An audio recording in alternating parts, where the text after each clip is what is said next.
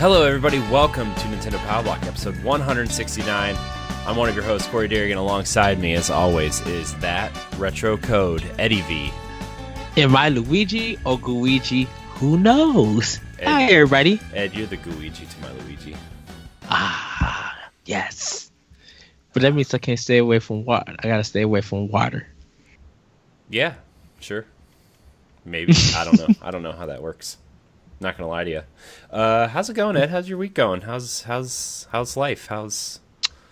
It is snowing here in the Midwest in Illinois, and I see that Ohio got no snow. You have guys have a bunch of leaves, and it looks beautiful and all of that. It's still cold. It's supposed to be like 35 yes. degrees tonight, which is normal. You know, it's that time of year. November. Yeah, I know. It's November, you know. It's going to be cold and exciting colors and everything, so, you know. Yeah. It rained yesterday before this recording, and then in the morning I seen all this white stuff. I'm like, what is this nonsense? So, yeah. But yeah, I'm doing great. Feeling good. Feeling very vibrant, happy about some future things that's coming up. I know. I'm very. So the next couple weeks. Here's the breakdown. I'm moving in 2 weeks. 2 weeks from tomorrow, right? As of this recording. So, next week, Ed and I are going to record 2 shows back to back. One's going to be, you know, a normal show where we talk about news and have a topic and everything. And then the show after that, I'm saving all the questions that we get this week and next week for a question, just a giant question block episode. So, then during the question block episode, we will kind of spell out what's happening with Nintendo Pow Block and the future of the NX project, which, you know, if people have been following us on social media and stuff, you know, we're going to do kind of like a breakdown of what's happening with that. And what we are doing as a team, you know, you, me, Ed, you and me with Jesse and Ray, what our plans are for the future. We talked a little bit about stuff a couple weeks ago about what we would like to do. And, you know, Saturday's recording of the NX show. We're going to talk about some things beforehand and kind of vote on some things. Couple teasers for you. The NX project and Codename NX have always been meant to be a kind of placeholder name for us. But I feel pretty good about the name that we are voting on. You know, we want this to be a team-based vote, but I think it's safe to say that we're gonna finally choose a name for the project. I'm hyped, and the theme song Jesse sent us, the demo, dude. I listened to that thing probably 15 times in the last, probably since lunch today. I've probably listened to it about 15 times. I was like, man, this is exactly the vibe I want for this name. It literally, when I was listening to it, I'm like, this literally fits. It just literally fits. And I can't listen to it no more because I want to hear the final product. I don't want to. I don't want to dig in. I just like, I know that you got some fine tuning to do, and I want to hear the fine tune version. Yeah. But what he gave us was just like, this is a great start. Yeah. So when he sent that, I was I was ecstatic, to be honest with you. I was like, this is exactly the vibe I want. This is the tone I want to set for us. It's very upbeat, very positive, very kind of like, you know, if you're playing a game, like, grab your weapon and let's take this battle to the bad guys, right? Like that's oh man, it reminded me. We can't say no more. No, we can't say no more. I know. I got one more thing sure. to say. I'm going to say one more thing. It really gave me that feel, like that old, like, Mega Man, or like just oh, that music from NES and Super Nintendo, Yes. like that's Yes. the like modernized, obviously, but like it just really gave me that nostalgic feeling of Yes. sitting down behind my parents' couch and just playing games. And I was just, oh man, it's so good. I cannot wait for everybody to hear it on the NX show, and I think he's going to write us a new theme song for Nintendo Pow Block as well. Although I haven't really if he's listening to this episode, this is probably the first he's hearing about that. But it's fine. So yeah, I'm very excited about our future, Ed. I love the ideas that we've come up with, and the last week or so has been kind of stressful and weird, and things are changing, but like I'm so confident and so proud of what we're doing that it's so hard to keep it in right now, mostly because I don't want people to steal the name. To be 100% honest, and I'm actually 1,000% surprised that it is not taken anywhere. So, and unfortunately, everybody, when you're hearing this and seeing this, we can't go no further. You will have to wait. Yeah. We have to, because we don't want anything to slip. We're placing an NDA on ourselves. Yeah. So how it's gonna go is we're doing this week's episode, obviously normal except for this part, right? Like it's gonna be a normal episode. Next week's gonna be a normal episode, but the week after that is going to be an evergreen kind of question block episode where we just answer your questions, and then we'll follow up with a normal episode the following week because I'm moving. Yes. And I want to make sure I get everything set up, and that's basically how it's going to go. Today, instead of question block, Ed and I are going to talk about how we want to do Game of the Year this year for Nintendo Pow Block, since we brought it back in a kind of a big way, and the future of everything. So we're gonna kind of have a candid discussion about our Game of the Year and how we want to do it. Do we want to do categories? Do we want to just do personal top 10s, that kind of thing, which I think might be a cool thing to do. But so yeah, that's how it's gonna go. But I'm so excited. I haven't been this excited for something for a while. I mean, I was excited when we decided to bring Pow Block back. Yes. Per listener demand, to be honest with that. But also I can't wait to work with Jesse and Ray on more stuff. I can't wait to do these other shows and videos and live streams and stuff. So I can't tell you how excited I am. I hope everybody can tell how excited I am. But you're very giddy. Yeah, I am excited. Dude. I am. Like, I'm so excited that I can barely like get it Contain out how it. excited I am. But anyways, we're gonna do some of this housekeeping real quick. If you're new to the show, welcome to Nintendo Pow Block. This is a great time to jump in on the fandom of the show. A great time to be a Pow Blocker. Each week, Edward and I get together to talk about Nintendo games, news, analysis, rumors, and other shenanigans. You can find Nintendo Pow Block on YouTube, Spotify, and your favorite podcast apps every Saturday at 7 a.m. Eastern.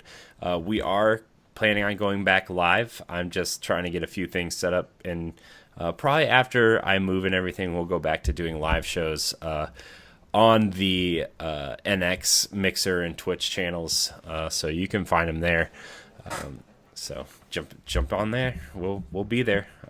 Yes, dude. I can't contain how excited I am.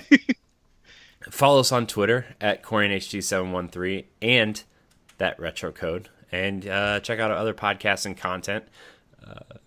So yeah, Nintendo Pow Block. I thought about giving it its own Twitter again, but since we're kind of folding it in under the NX banner and everything, we're just gonna keep the NX show, just one Twitter. Everybody has the one Twitter, one Instagram. You know what I mean? Like, I think it's just easier now that we're all kind of focused on this one thing.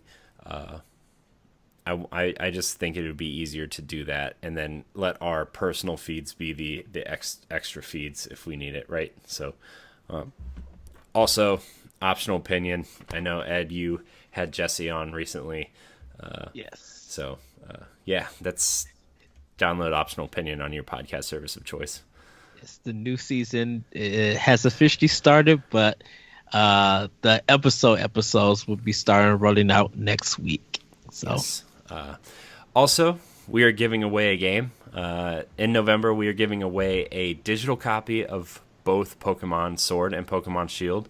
You can enter up to 4 times by each of the following: screenshot your podcast subscription, review and rating on Apple Podcasts or Spotify. 5-star reviews are the best, so leave us them 5 stars. An NX YouTube subscription and a Mixer and Twitch follow. Send us an email of your screenshots to nintendopowblock@gmail.com and tell us where you listen to the show and what you like about it. The winner will be drawn on Thursday, November 14th, so get your entries in.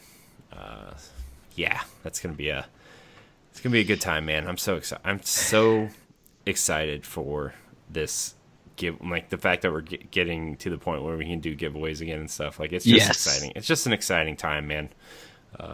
Yes. Ed, I'm so excited to hear about what you've been playing.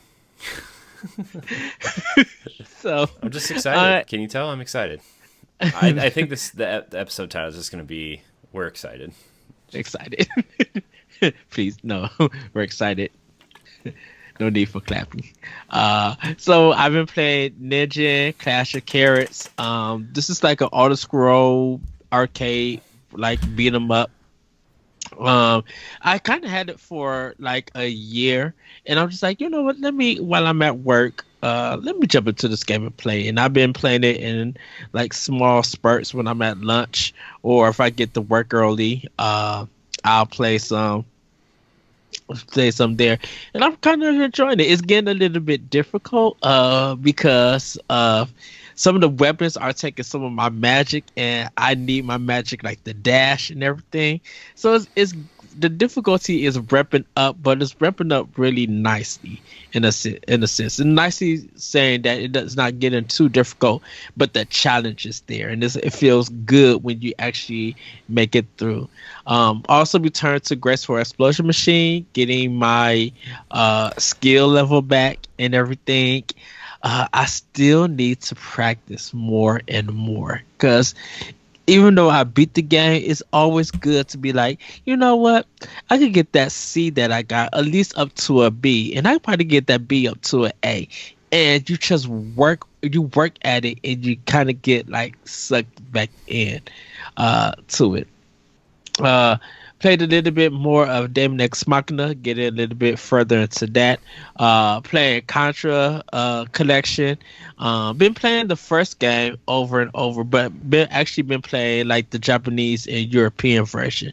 And I haven't been making it like to the end, and only reason why I'm doing that is I'm not doing the Konami code. I'm trying to just play the game like it was originally intended for that game. And so, just trying to get better and better at it. It's more of playing by memory and everything, and paying attention to the enemies and what's going on the screen, and just reacting in a certain manner. I did pick up Luigi Mansion 3, but I did not Luigi's Mansion 3. But I have not started it yet. So when you guys check out next episode, or if you guys check out the NX show, I will have more detail about that game. But pretty much at this time, that's all I've been playing on Switch. But there's a lot of Nintendo games I got to catch up on, and I got to get through before Game of the Year. Because any way that you see it, I think Nintendo's going to take Game of the Year. I think one of their titles is going to take it this year. I hope so.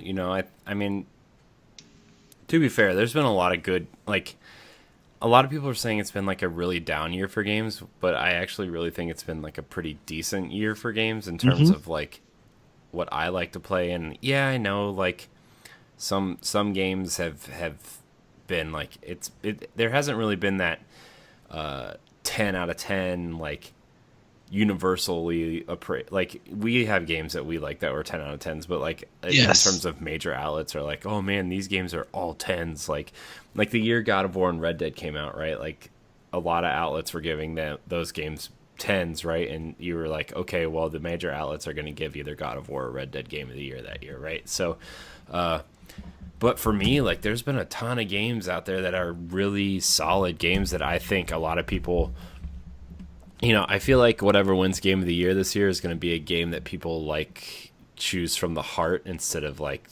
technical prowess or controls or whatever. You know what I mean? Or even like, cell numbers. Like Control, right? That's a game that's been getting 7s and 8s, but all I hear are people praising the crap out of that game, right? Yes. Or the Outer Worlds, pretty decently reviewed game. Not a huge game, but a game that people are loving nonetheless, including me. I played the first 3 or 4 hours of it. I'm really digging it. Coming to Switch soon, hopefully. But yeah, they said next year. Yeah. But as for me, I've been playing not much because of this week has been kind of crazy and in good and bad ways. So I haven't really gotten to play much. I did play a little bit of Tetris and Fire Emblem last night because it's one of those comfort food games, right? Where like I just want to I needed something to just be comfortable and let me just not think about things and just strategy RPG and Tetris are two games that you really have to think, but you know what I mean, like I don't have to like think about controls or fighting a hard boss or anything. I just play to have fun and grind and mindless fun, as they say. Yes.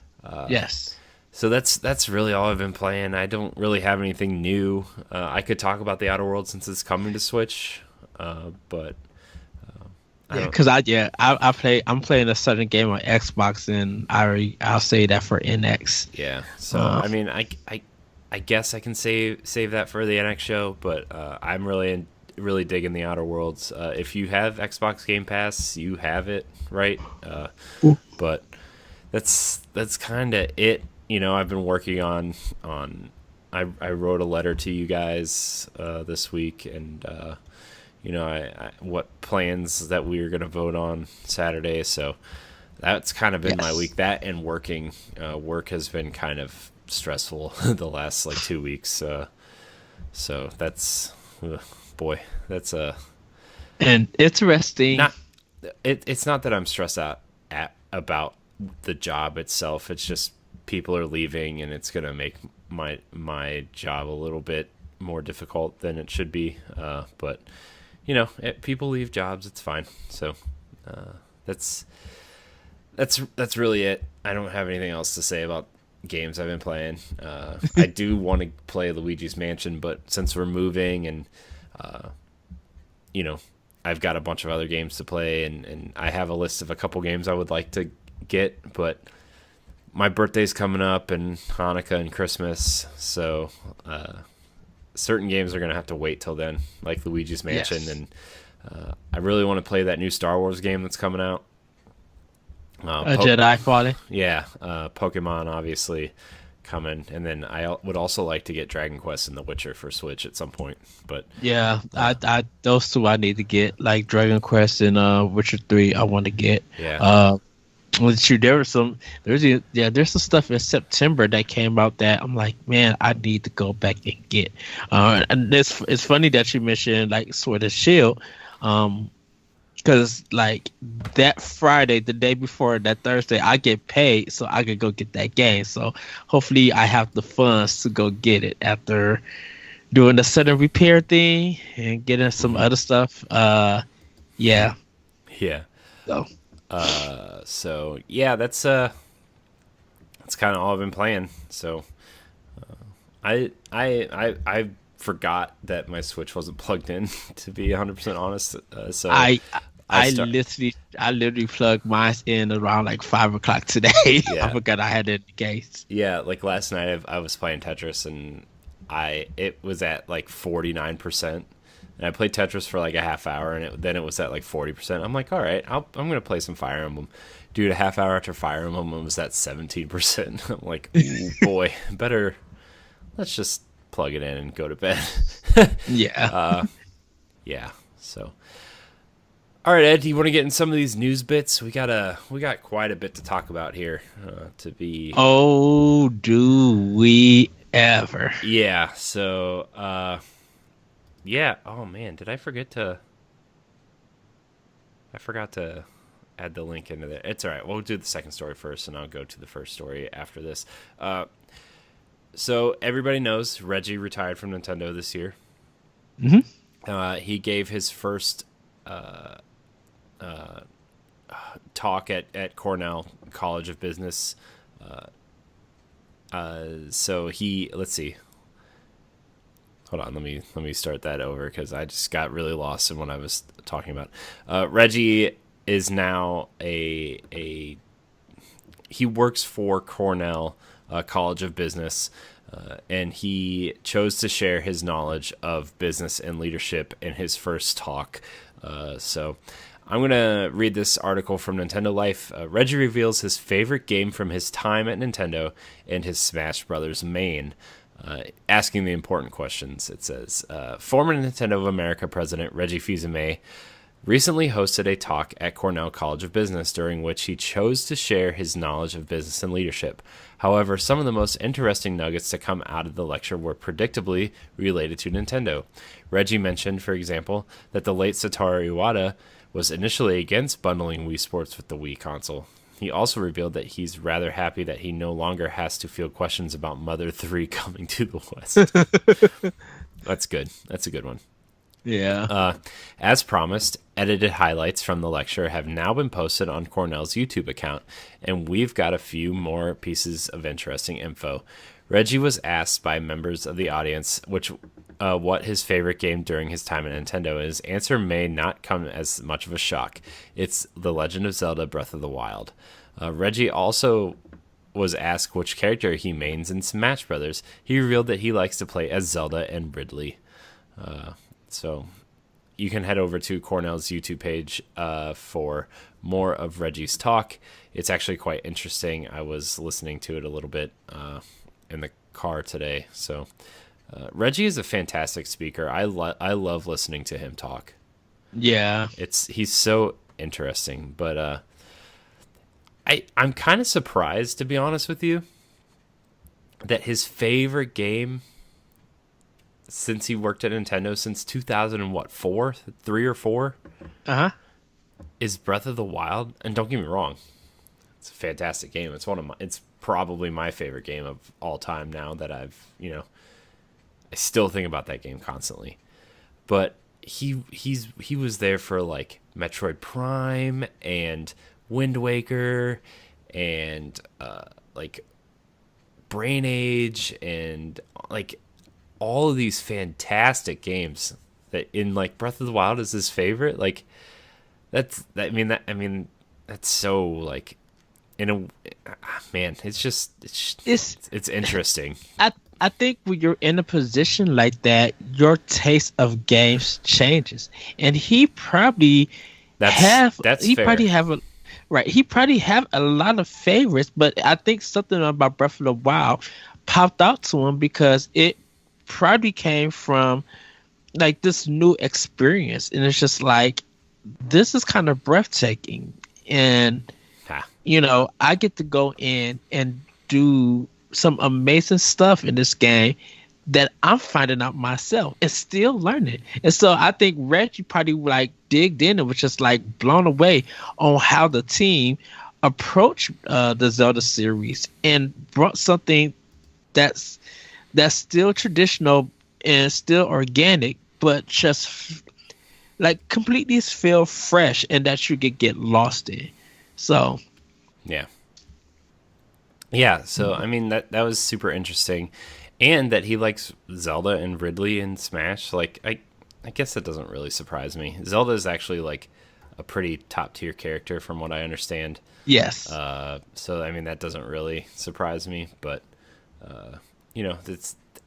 I I like hearing things about Reggie that, like, a lot of corporate people don't really seem like human, you know, like they're very, and I don't want to mean like they're just saying whatever, but Reggie always has had this really comforting human element to him, you know.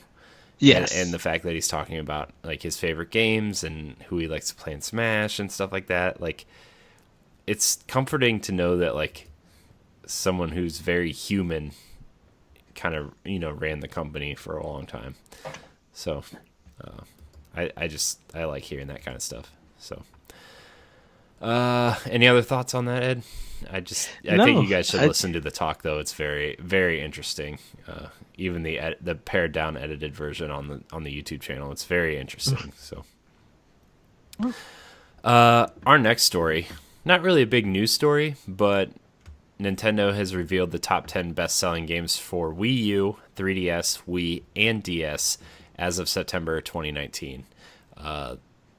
This also comes from Nintendo Life. Earlier today, a new earnings report from Nintendo revealed an updated list of the top 10 best-selling Nintendo Switch games. But what about 3DS, the Wii U, and even the consoles before that? As part of the report, Nintendo has also provided updated figures on these older systems, and while software sales for these consoles are pretty few and far between these days, the DS totals have actually remained the same for months on end now. It's still interesting to see the accurate, up-to-date lists. You'll notice that as well as being the best-selling Switch game, Mario Kart sits right near the top of every single list here. We knew it was a popular series, but seeing its success in cold hard sales numbers is pretty mind-blowing. We're gonna talk about this Wii U list first. Mario Kart 8 at 8.44 million, which is over half of the install base owning that game. Super Mario 3D World at 5.83 million. New Super Mario Bros. U at 5.79 million. That kind of surprises me that a 2D Mario game did not outsell the 3D Mario game for the generation. There is kind of a reason behind that. But go ahead. I'm gonna let you finish the list. Smash Brothers in fourth place. Nintendo Land, Splatoon, Mario Maker, New Super Luigi U, Wind Waker HD, and Mario Party 10 round out the top 10 list. So, yeah, man, Mario Kart 8, best-selling game on Wii U. Not a shocker. Mario Kart 8 is, in my opinion, the best Mario Kart. And the fact that, you know, if you bought a Wii U, you might as well just own Mario Kart.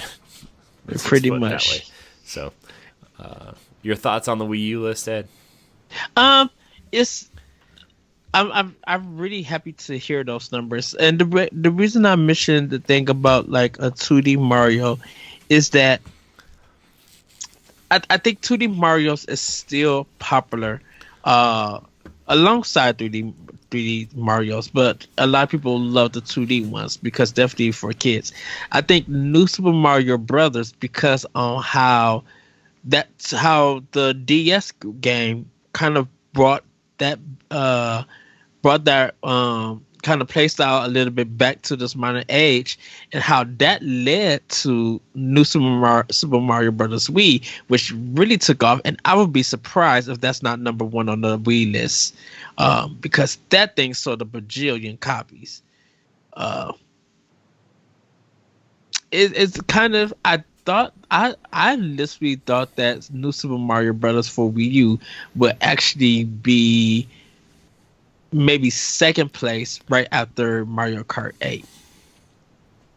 Yeah. Because on how popular the 2D games were, especially with New Super Mario Brothers. Yeah, especially with the Wii one. We'll get to that number in a minute, but you know, that New Super Mario Brothers Wii sold like hotcakes, man. You could not find that game anywhere because it was always sold, right? Like, and what people got to realize that for years, I don't even think it price dropped once. It was still $60. Mm-hmm.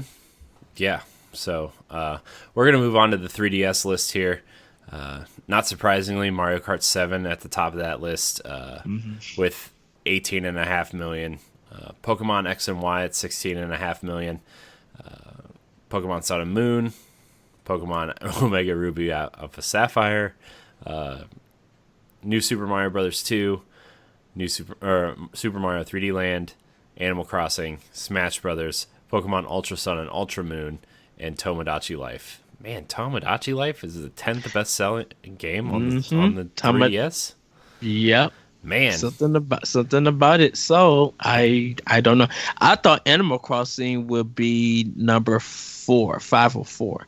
I mean, but then hearing the list, I'm just like, yeah, I can see that. Yeah, no crap. Pokemon sold a ton on 3DS. Yes, and this is okay. So a little story about what was the last one that came out for 3DS? Was it Ultra Sun and Ultra Moon were the last Pokemon. Ultra Sun and Ultra. Okay, so while everybody was going to Best Buy and going to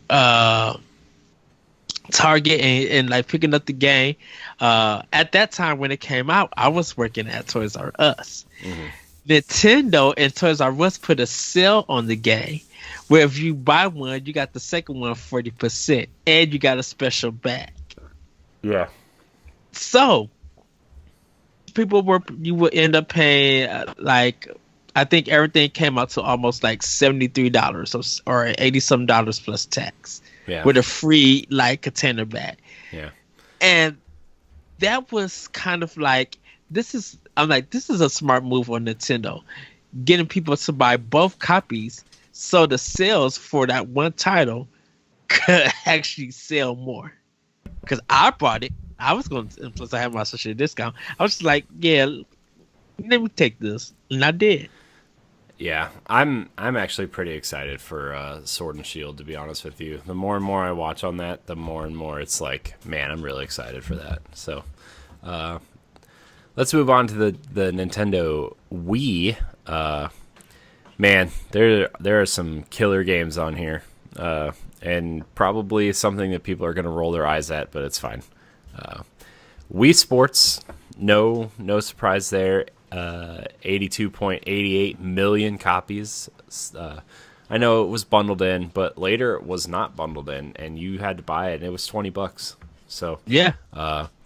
Mario Kart Wii at 37 million, no surprise there. Wii Sports Resort at 33 million.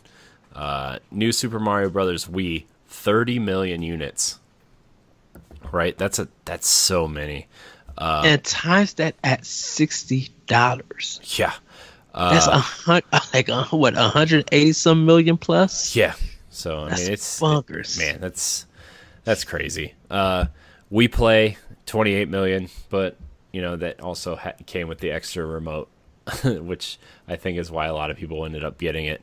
Wii Fit Plus, Super Smash Bros. Brawl, Super Mario Galaxy, and Wii Party round out the top 10 there. You can definitely tell that the Wii was the quote-unquote casual generation. Yes. I mean, it was something creative new. But like some of the best games were the casual games. Wii Sports is still probably my favorite experience on the Wii, right? Like, yeah. It was amazing. Like just bowling and tennis themselves were like just so much fun. And like I remember I took my Wii home one time and my dad and I played a round of golf on the Wii.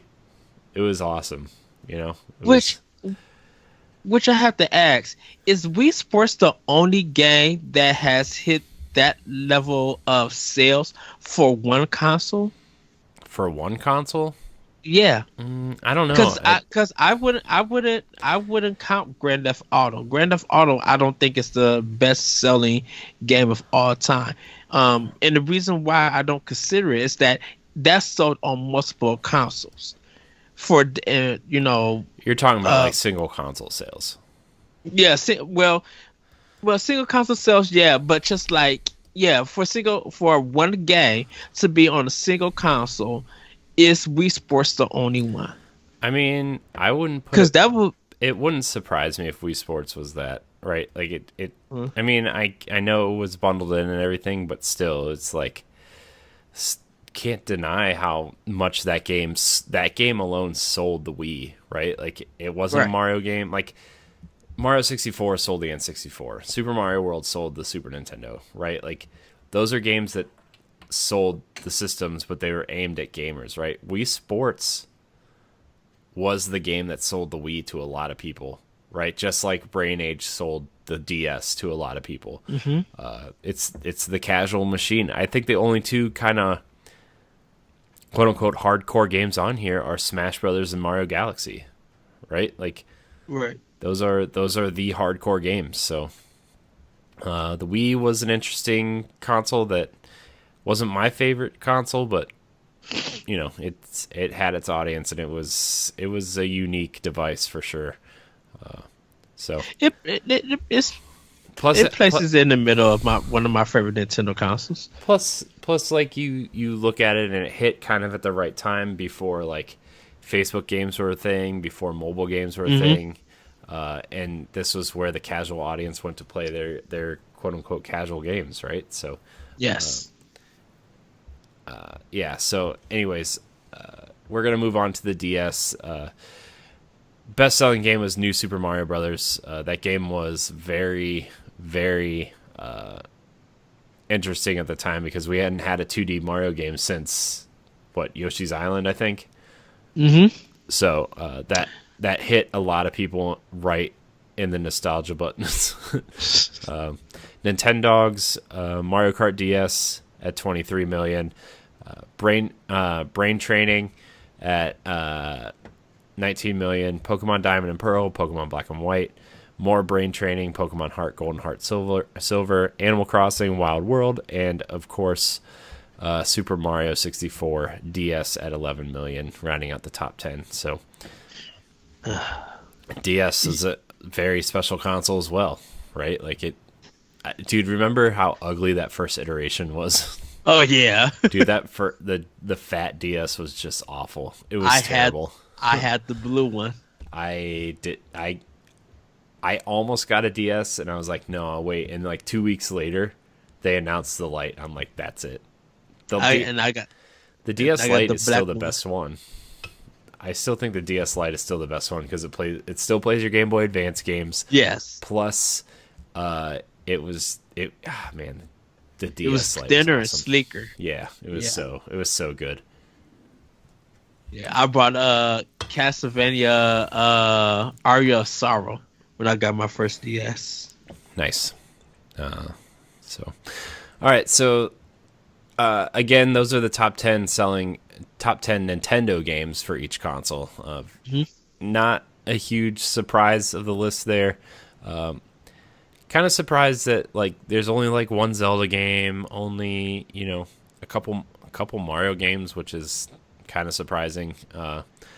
But people like what they like.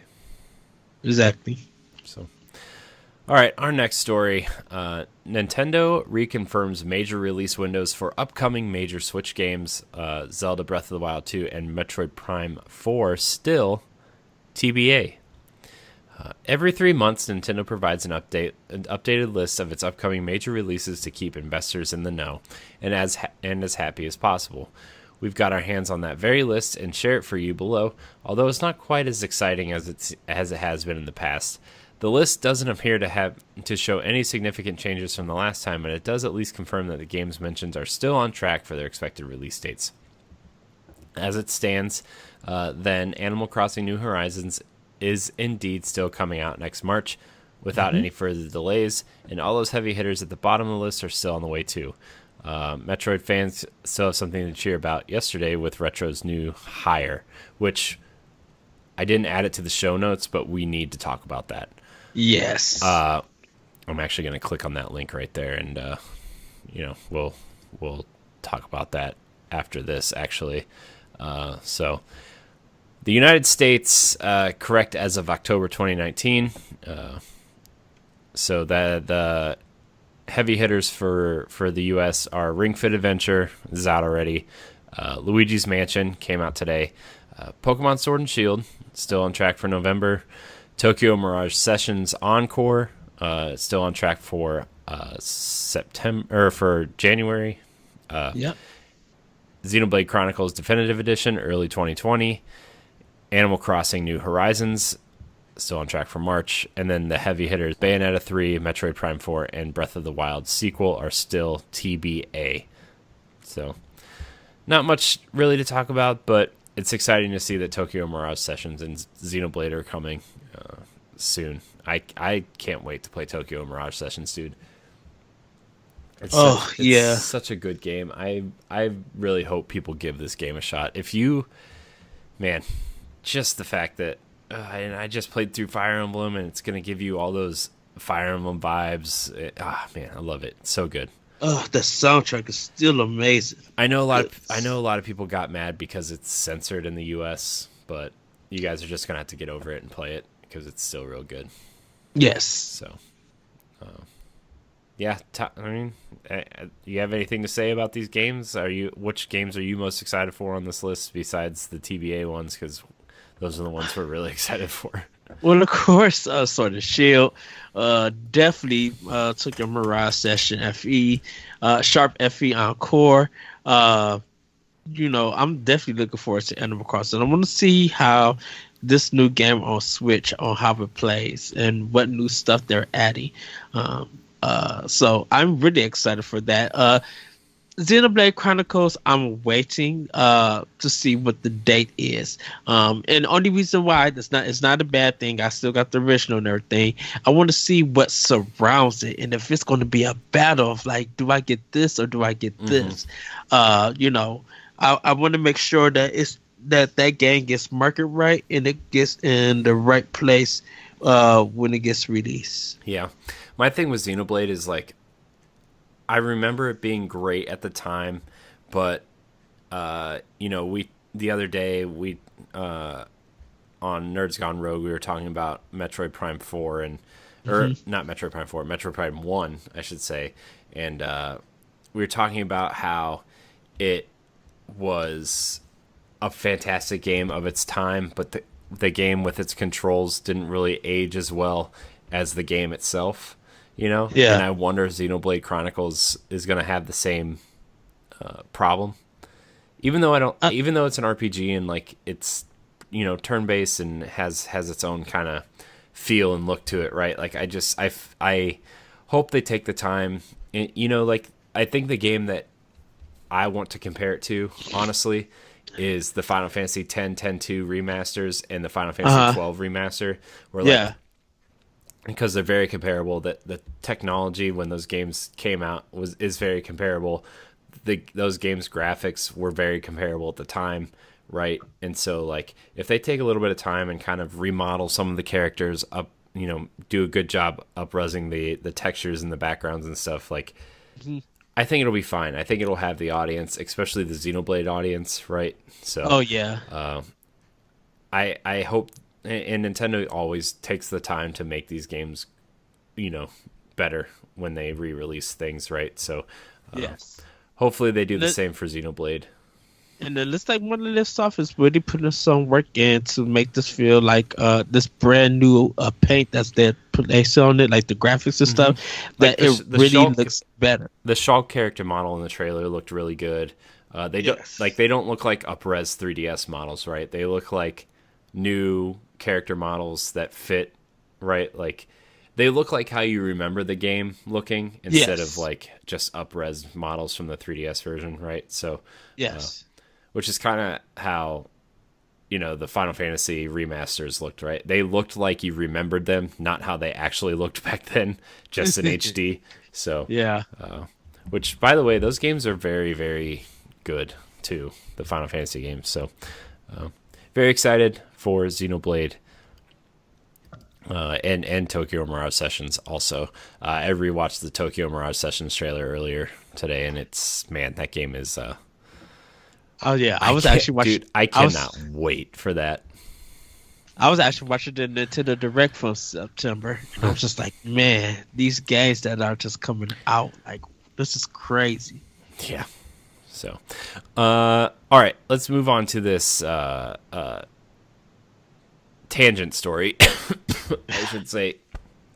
Excuse me, dude. I can't wait till we move, because then I can actually be like loud and boisterous. Because like my baby's room and the wall for the podcast station is they share a wall.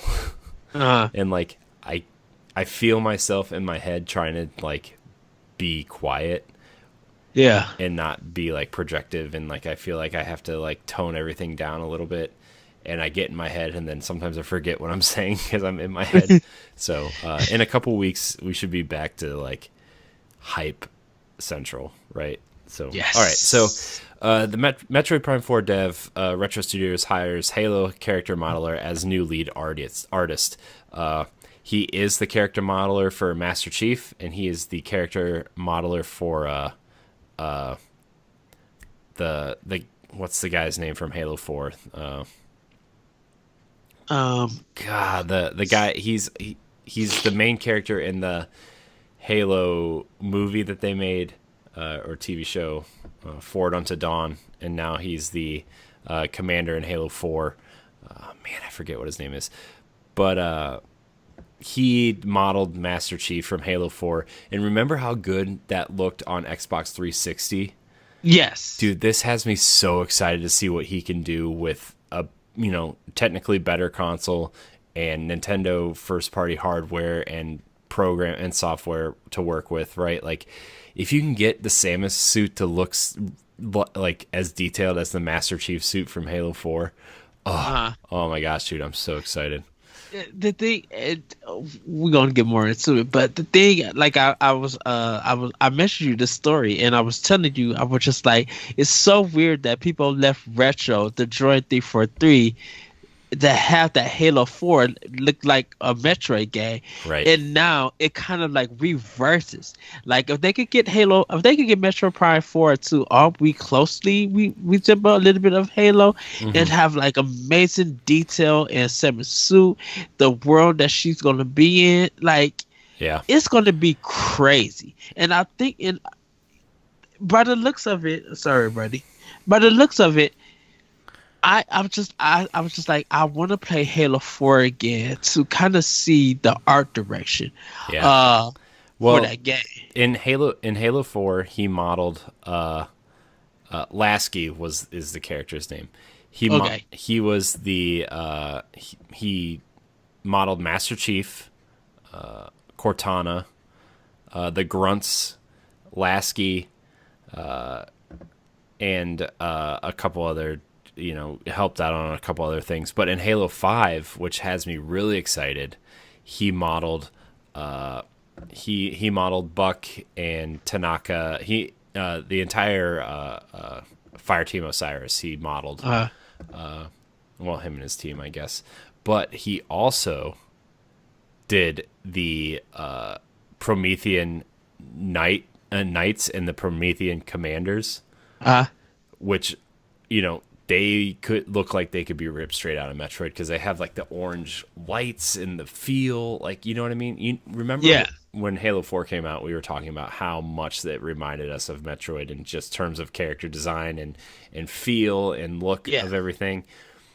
This is the guy, right? This is the guy that, like, just looking, I'm on his ArtStation portfolio, right? And just looking at all this is like, if he's the new lead artist on Metroid Prime 4, it has me very, very excited about what he's about to do for this game. It's so crazy because even if you look at the trailer for Halo 4, it gives you that Metroid feel. Just looking at it, and I'm just like, like seeing him come in and seeing what he's going to do. So now we know, and this is probably just me guessing, I think Metroid probably will be ready by 2021. It may be a March game.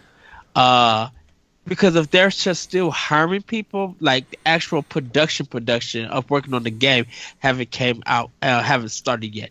They're probably still in the pre-planning stages, like doing art for the enemies, the level design, probably doing like animation tests. Like, I think Retro is probably started straight from scratch.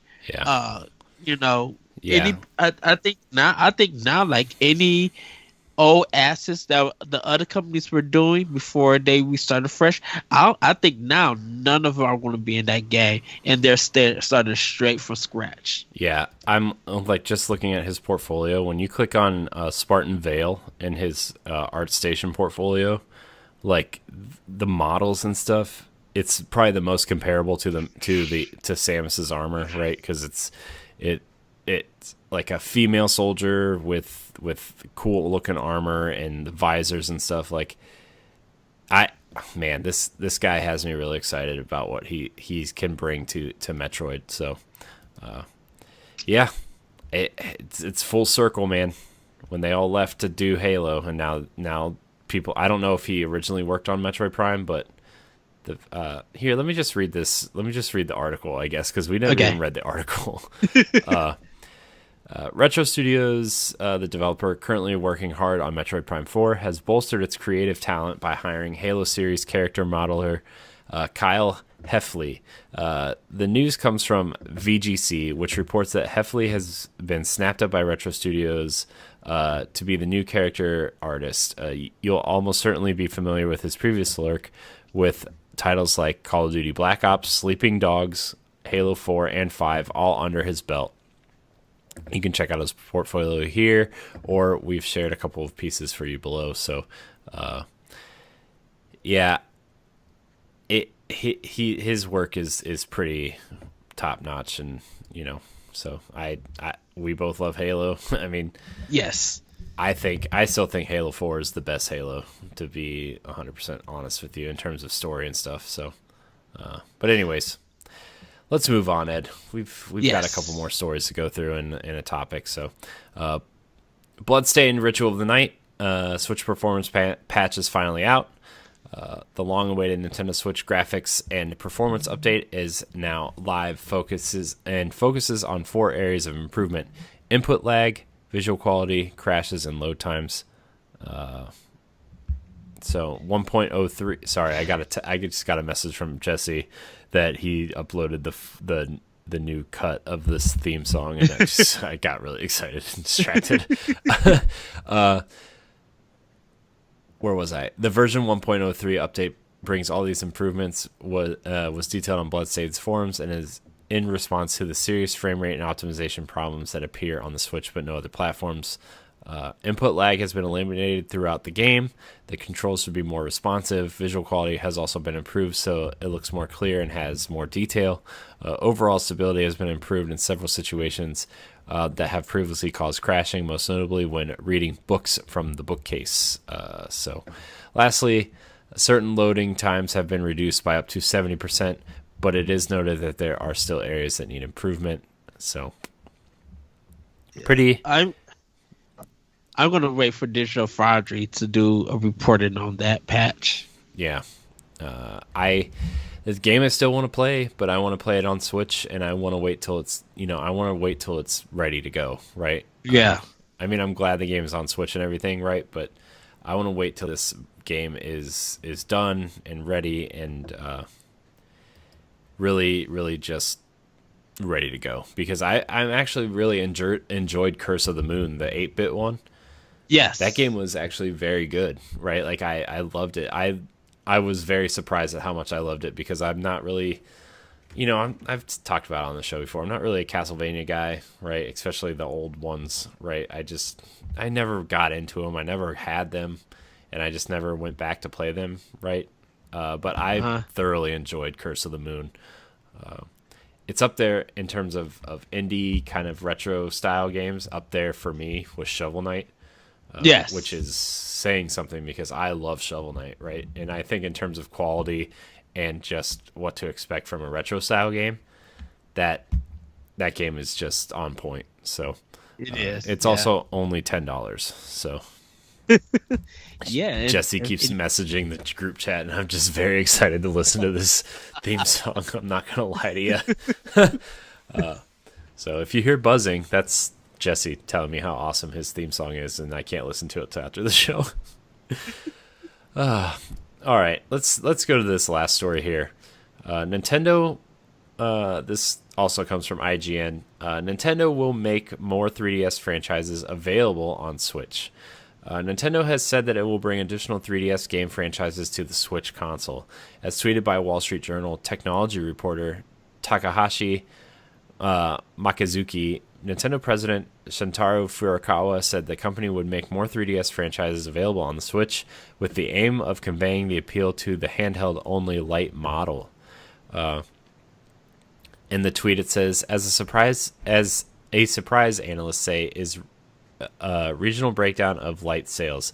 It's similar to consoles selling 800K in the U.S. versus 390K in Japan. Usually Japan leads handheld at launch, with U.S. catching up at the end of the life cycle. The result is encouraging for Pokemon games coming next month. Nintendo chief Furukawa said company would make more 3DS franchises available on Switch to convey appeal of the light. So, not surprising. I think they really want to. I think they see their place in the market and how people are playing their Switch. Most people are playing it handheld mode, although I actually prefer the TV, to be honest with you. But a lot of people are playing it handheld mode, and the light you can only play in handheld. And appealing to that audience makes sense, right? Hopefully that means we'll get some Mario and Luigi games or ports, or maybe Bravely Default. Those kinds of games. Man, remember last Christmas they teased Bravely Default for Switch with the main girl from Bravely Default holding the Joy-Cons in a Christmas costume. Oh yeah. And nothing. Just got Octopath Traveler instead. So speculation. Yes. So, but that's it. That's interesting that they're going to try to appeal to the handheld audience. I hope they don't stop with the main, kind of aiming towards the console gamers, right? Like I hope they say, hey, you can still get Breath of the Wild 2, but you can also get, these handheld aimed games. So. Also, shout out to Grezzo. They sold 3 million copies of Link's Awakening. It's one of Grezzo's highest rated games that they sold. So even though Untitled Goose Game sold when it sold digitally for Switch, more people bought Link's Awakening physical than digital. So shout out to Grezzo for that. 3 million. That's crazy. I bought both. Shh. But yeah, so that's our news. We're gonna, like I said at the top of the show, we're gonna skip question block this week, but please send us your questions because we're doing a very special question block episode for the week that I am moving. So you can email us at nintendopowblock@gmail.com. Also enter our giveaway. Our topic this week, we're just gonna have a candid conversation about how we're gonna do Game of the Year this year. Ed, I just want to hear your ideas, your thoughts, like what you want to do in terms of Game of the Year this year and kind of moving forward. I know the NX show is going to work a little bit differently. Yes. I almost said the new name of the show. It almost came out. But I just want to know what you think of what we should do with Pow Block and how we approach that and like do you want to do categories? Like, do we want to make like a category episode where like we pick like best art and we pick 3 games in each category and like have 10 categories and then we talk about each category and then the following week we'll do like our top 10s style things, or what do you want to do? Like I think we could we could do half and half, where we do about, let's say, 6 categories for Switch, and then we have kind of like our 10 game list, because I think there's some stuff that even if we just got to it of its backlog, sometimes that stuff want to be like, oh man, I'm now playing this. This is why this should be the big game of the year, or this is why I did win game of the year. So I think we could do half and half. I think we still do the point system for our list. But then like also with those 6 categories, give certain games that might not be on our list those awards. And then maybe ask the viewers and the listeners, hey, maybe we take some of their categories that they want us to give to a game, and they could put in their nominations, and we vote on that nomination, and that game would get that award. Yeah, we could do something like that. I think that sounds like a cool plan. I think, I want to talk about like what kind of categories we would like to do. Like, you want to do like best art, or do you want to do something like that? Like best. I'm really struggling to like think of categories right now. I just so I probably would do best IP, best new IP release on Switch, because even though we got like a lot of ports and stuff, I think we could nominate some IPs, like some new IPs that came to Switch. Daemon X Machina, Astral Chain. Sorry, I gotta go actually to. I gotta find a list of that, but. Stuff like Did Wargroove come out this year? Yeah. Yeah, Wargroove. And we can have a mix of indie and first party, even third party. Gato Robo, stuff like that. Like, what's that new IP that actually came out that deserves kind of a award? Because we could always do best Nintendo first party game, and we already know that there's a lot of stuff lined up. We could do best port game, like Witcher 3, Divinity Original Sin, Dragon Quest Dragon Quest 11S. We could also probably do like best sequel, like or best licensed games. So we could do a lot of stuff that we could play all best backlog game that we played this year on Switch. That we definitely enjoyed. We could go off of that and everything. There is so much stuff. And really, we could even do best E3 moment of Nintendo of 2019. Was it the Breath of the Wild reveal? Was it Panzer Dragoon? Was it the reveal of Banjo Kazooie? What got us excited? About E3 that we liked, or what about the Nintendo Directs this year? What part of the Nintendo Direct really excited us outside from the E3 demonstration? So that includes the Indie Showcase and the Nintendo Directs. There's a lot that we could really choose from. Yeah, there's definitely a lot. I think we could do something goofy too, dumbest new character, I don't know, Guigi, or it's the biggest dork or something. Game Informer does a lot of cool things too in their magazine of they'll have their top 50 lists, and then they'll have best new characters, all that kind of stuff. But then they'll also have biggest dork or best boss battle, right? That kind of thing. I think we could do something interesting like that too. What character was the best meme? Is it the Goose Gang? Is it the Goose? Yeah, who knows? I mean, that could also be that. I think speaking of Untitled Goose Game, I think that game has really taken over the gaming meme yes by storm. Even my wife was asking about it, and she doesn't play games at all. She's like, why are people posting memes of a goose? I'm like, there's a game where you play as a goose and everybody thinks it's funny. So I mean, and pretty much probably because I want it's so weird because we kind of got to have Microsoft in the conversation, because they gave us Ori the Blind Forest and Cuphead this year. We got the Fox game, Super Lucky's Tale. Another Xbox game.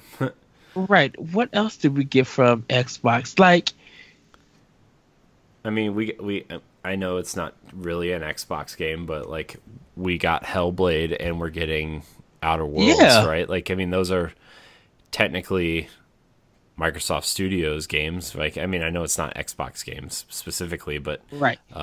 You know, Ninja Theory and Obsidian are now owned by Microsoft. So, you know, we got those games, and those are great games. Hellblade on Switch is still great. Please wear headphones when you play that game. The sound design in that game is incredible. So, yeah, man, Game of the Year is going to be really challenging this year because I played a lot of great games on Switch specifically this year. You know, like I don't have a lot of time to play my other consoles, right? But I did play a lot of games on Switch this year, and I'm very excited to talk about Switch Game of the Year in particular. I can literally say that I think this has been a year where everybody pretty much bought of all of Nintendo's first party games. You know, Super Mario Maker, Yoshi's Crafted World, Ultimate Marvel Alliance 3, Fire Emblem, Astral Chain, Link's Awakening, Luigi's Mansion. They're probably gonna be buying Pokemon Sword and Shield. That's like, for me saying that list, that's 8 first party like titles for Switch, and pretty much people own all 8. I don't think no other console you literally can name where you bought all 8, or you had 8 releases of first party games on that system. Yeah, and like I do realize that Nintendo does a lot more first party output than the other consoles, right? Like that's just Nintendo. They've always been that way. But like when you release that many first party games, you expect 1 or 2 to be like a dud, right? Right. But they were all very good, right? Like they were, none of them were bad, right? Like even, you know, I know Yoshi's Crafted World is one of your top games this year, right? Like, yes, you could have expected that to be a dud, right? And like I know it's simpler than a lot of other games in theory, but like still wonderfully crafted game and still a fantastic playing game, right? Right. You look at Fire Emblem, first console Fire Emblem in a long time, that could have gone either way, right? And it turns out to be one of the best in the series. Luigi's Mansion, haven't gotten that since GameCube. Like, it's not a Nintendo first party studio. Still put out a fantastic game. So I mean, Nintendo's really killing it, and I think they had a really strong first party showing this year again. So yeah, it's gonna be super super interesting to talk about Game of the Year. Also, a ton of great indies came out this year. Yep. So it's gonna be it, and we may just, of course, we're gonna have honorable mentions, but we may have to give like a game that didn't make it. I don't want to say a game that was like super bad and no one didn't care, but just a game that didn't make it. That it had potential, but it just didn't work at all. Yeah. I hope, man, I hope some interesting things happen with Game of the Year. Like I know like our lists are going to be similar. What I mean by interesting things, like I hope our lists are vastly different so we can have interesting conversations, right? It's not like one of those years where you expect certain games to be in like certain places on your list, I think we're going to have a really interesting conversation this year, and I can't wait. I can't wait for Game of the Year, dude. So yeah. Mine is going to be challenging because of how I'm going to be approaching it personally, and it's just like, how do you approach this without, like 10 games? 10 games this year is hard to do. Of the other two platforms, and even PC was added, I think it will pretty much be an easy list. But I think this year, literally for Nintendo, it's going to be hard because it's just like whether the game is support or it's a sequel to a game or a new IP, it's hard to see what people gravitated more than what you expect other people would just list. Yeah. Because it's just like at this point in time, like, does Astral Chain take it or does Fire Emblem take it? Or do neither take it? And like, crazy, it may be crazy, but Luigi's Mansion 3 could take it. Like, it's insane. And we don't even know if Nintendo gonna just announce something crazy and shadow drop it. Yeah. Like, hey, for some people, shoot, Super Nintendo Online could have been Game of the Year. We don't know. It's crazy. I know. There's so much, dude. There's so many, like, there's just so much, man. I don't even know where to start, but I do know. What? I think one of the hardest things, or one of the easiest things, and I may catch flack for this, but everybody just listen. I really think maybe no more than AAA third-party games.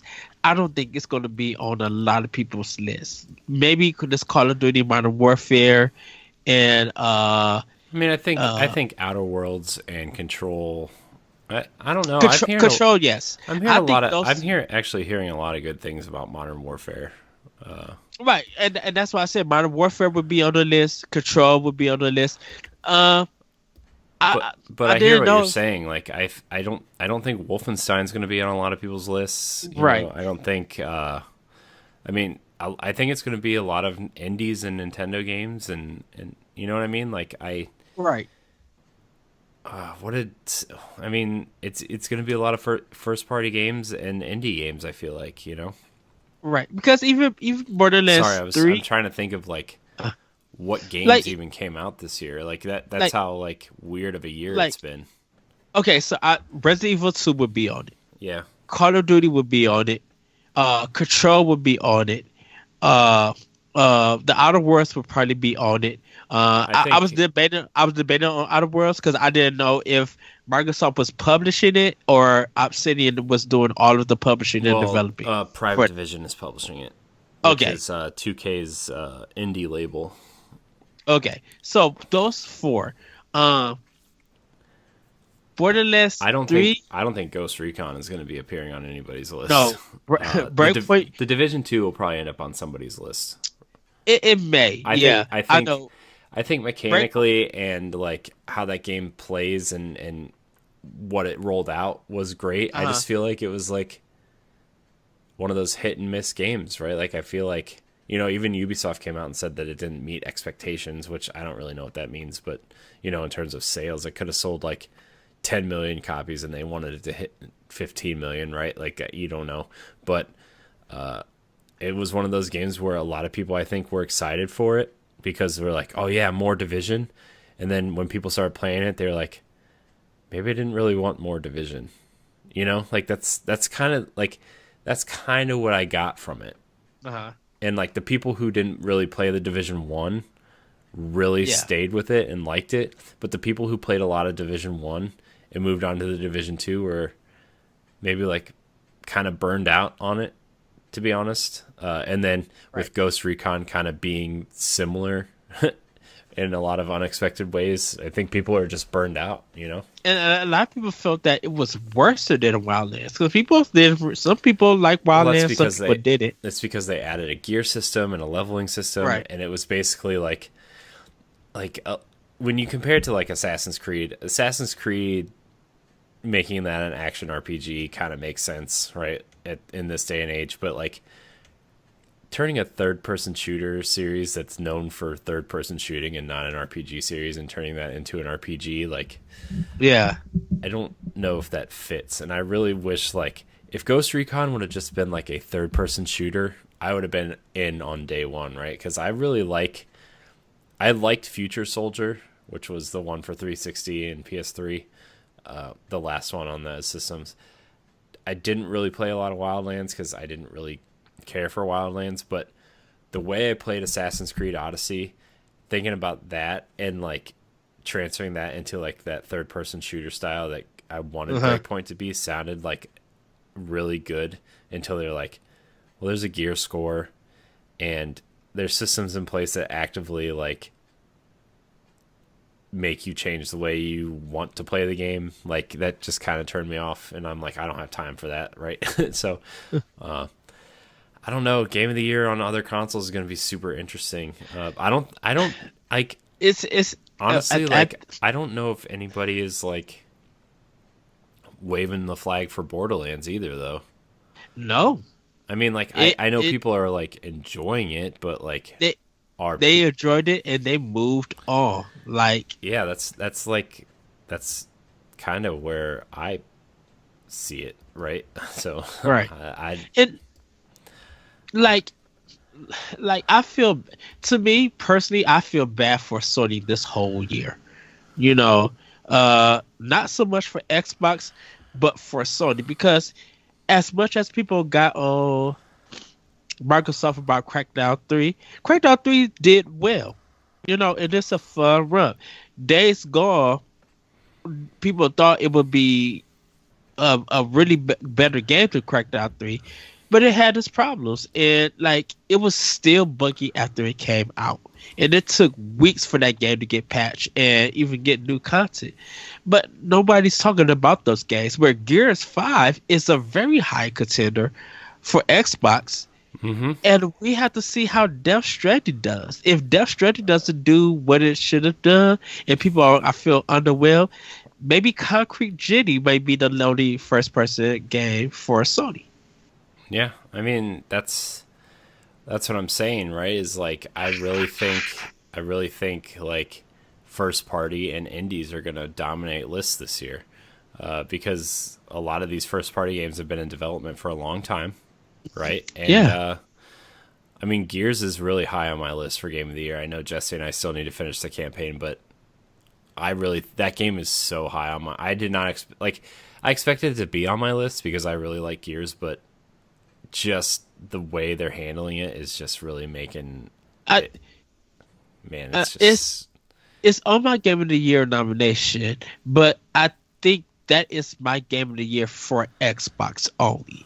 You know, I don't think it's in the realm of discussions to have, but I don't think it's going to win it just yet. Yeah. Because like I said, we got Luigi's Mansion that just came out. We got Sword and Shield that's coming out. I think there's some. We got Doom 64, but even though that's support, we got that coming out in November. It's just like, and who knows is coming out in December. Like, we still got a Nintendo Direct to look forward to next month. We have to have a Nintendo Direct next month because Terry Bogard is the highlight for Smash. And you want to have something at least out for December. Like, Panzer Dragoon needs to be out, but if they push it then to next year, I think people could understand, because there's been reports that it's not coming out to be what it needs to be. And I don't know when Streets of Rage 4 is dropping.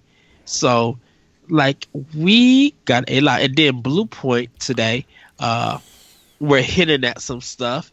But we don't know what they're doing, and everybody think they're remaking Castlevania Symphony of the Night or Siphon Filter or Demon Souls. Like, it sounds like they got two games in production that they're porting or that they're working on, and people don't know what that could be.